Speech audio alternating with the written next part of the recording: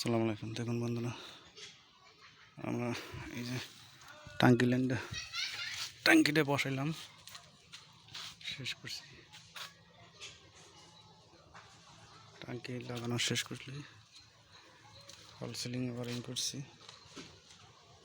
ফল সিলিংটা যে আমরা ওয়ারিং করছি 1 ইঞ্চি পাইপ দিয়ে, কারণ পানির ভিতরে অনেক আয়রন, তো এই জন্য আমরা পানির ভিতরে আয়রনের কারণে আমরা 1 ইঞ্চি ফল সিলিং ওয়ারিং করছি, যাতে পানিতে কোনো প্রেশার কম আসে না, প্রেশার কম না আসে।